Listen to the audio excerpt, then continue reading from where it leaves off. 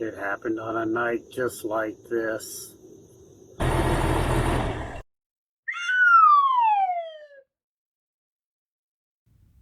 Alright, so my Jeep has been suffering from heat soak, and I think this is the reason why. It's not holding fuel pressure. So how do you know it's not holding fuel pressure? Well, I put the pressure gauge on. If you need to know how to use a pressure gauge, I'm going to just look at my video I made on how to use a pressure gauge to test your fuel pressure. Either way, so the Jeep's not holding pressure. Unfortunately, my pressure regulator is on top of the fuel pump inside the tank, so I got to get the fuel pump out. And so it's all out, might as well change it, the whole thing, because who knows how old it is. I know I've had the Jeep, I think 10 or 12 years, and I haven't messed with it, so it's old. So we're gonna just replace the whole kit caboodle.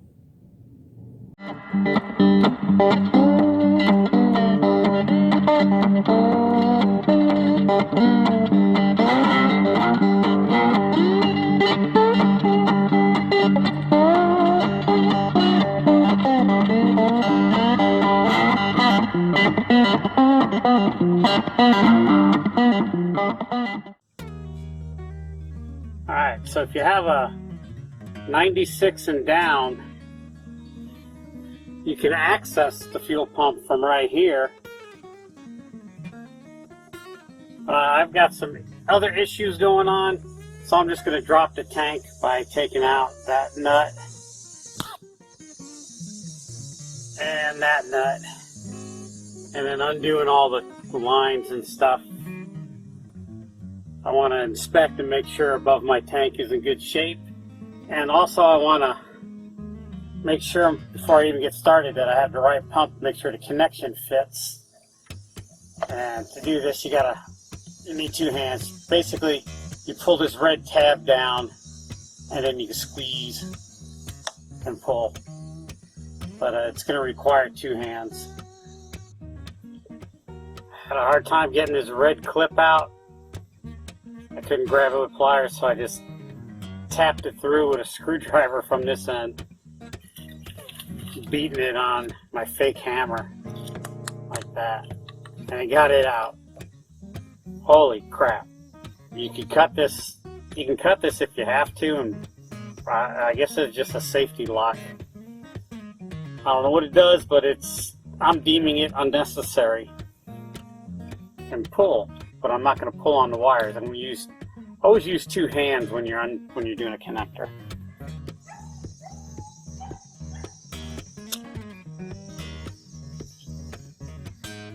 I'm saved because the new one has a new clip on it. New one plugs in, so we're good to go. Pull the clips holding the fuel line and fuel pump wire on. Oops again.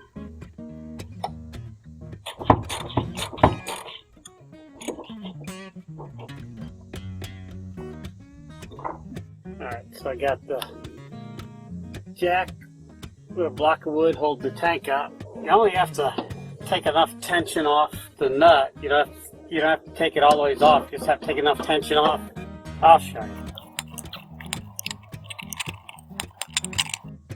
Alright, so you only need to loosen the nut up a little bit to get the tension off. Then you can just push up and pull out, and the strap comes out. Two ways to do the fueler line. You could undo the filler neck up there where it connects. You got to take the cover and everything off. I'm going to try dropping the tank and take it off from the top of the tank. We'll see if we can hit it that way. No dice. I have to take it off at the filler neck.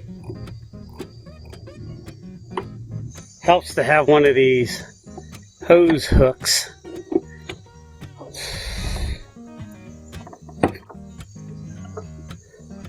So here's the tank about half down, and you can see there's a vent line right there that needs to come off, and so I'm going to undo it. Ta-da! The tank is finally out. Okay, you want to hit this tab with a snap ring.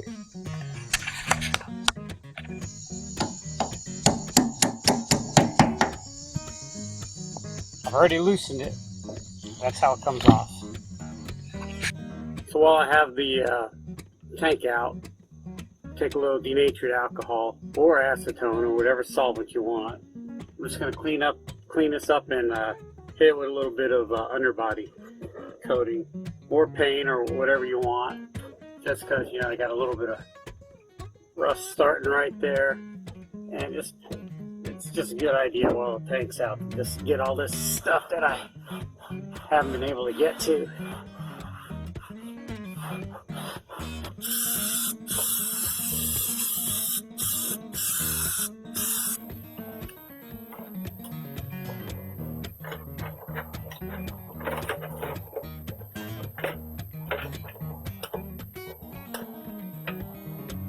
Don't care for this new seal too much. There's a little rubber foot on that thing, on that hole. I believe that's the little rubber foot right there. Yeah.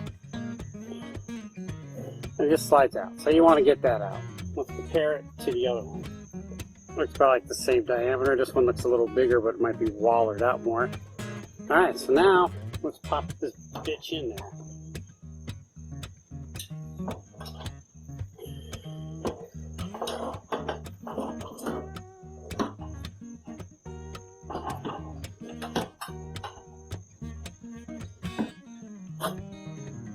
Alright, so I don't know if this is going to be the right way to do this or not, but a little bit of RTV. I'm just going to put a little bit on the top, on the sides.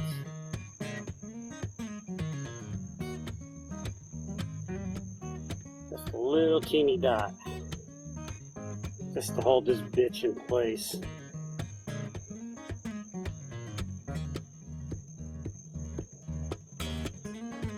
We're going to let that tack up for a little bit, and we'll see what we get.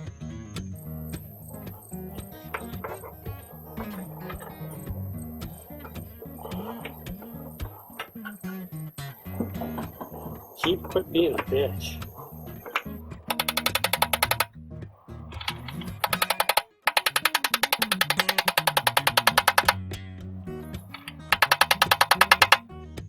Take that, cheap tank.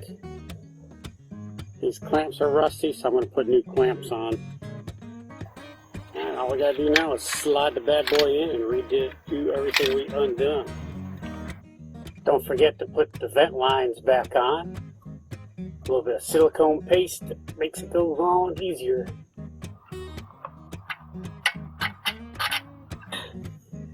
I just got to fish your hoses through your... We're ditching the floor jack and replacing it with the industrial grade milk crate. I think the milk crate would be just enough height to hold it up so I can get the other side started and I don't have to worry about trying to balance it on the little tiny jack. And plus, milk crates are cool.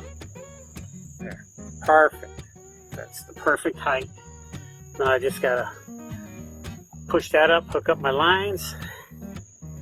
We're done.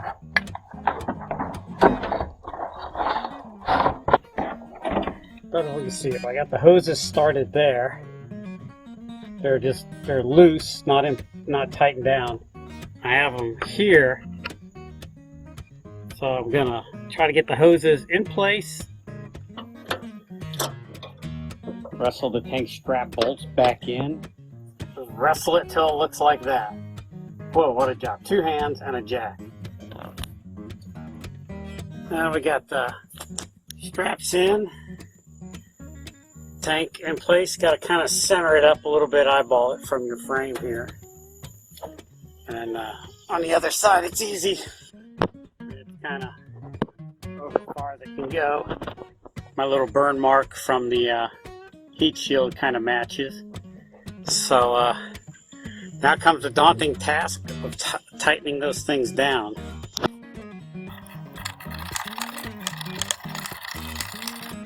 How tight do you put these straps on? I just kind of put them back to where the rust spot was, where they were. You just don't want them to flex up too much and then they can pop out, but you know, a little bit won't be bad. A little silicone paste on the tube to help the rubber slide on. This line is in good shape. If it wasn't, I'd replace it. It's only about 2 feet long. Goes to the filter.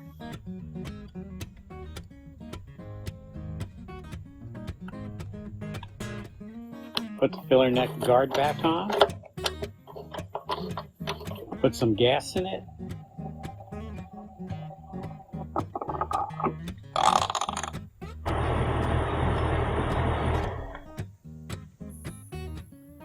Look at that baby holding pressure now.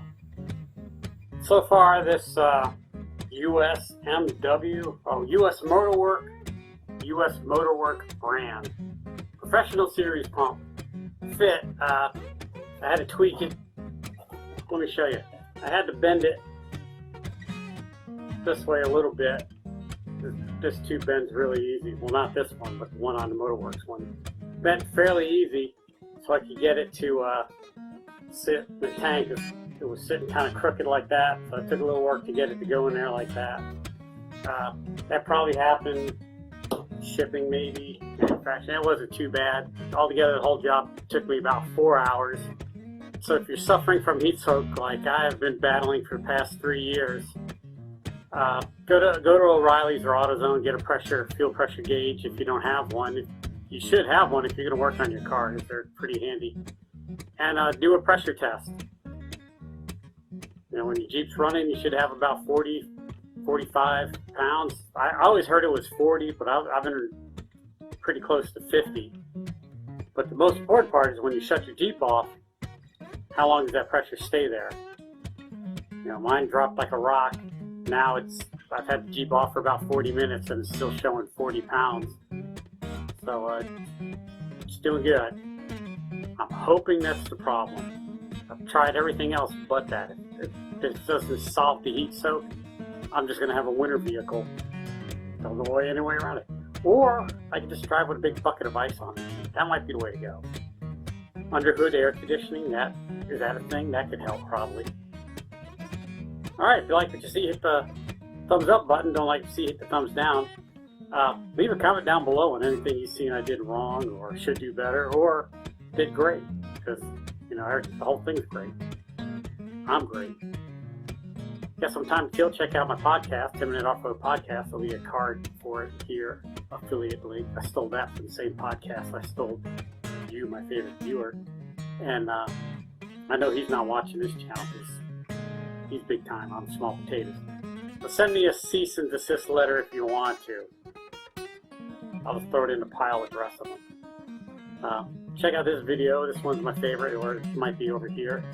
And if you didn't like that one, check out this one, or it might be over here somewhere too. That's my second favorite video, and as always, thanks for watching.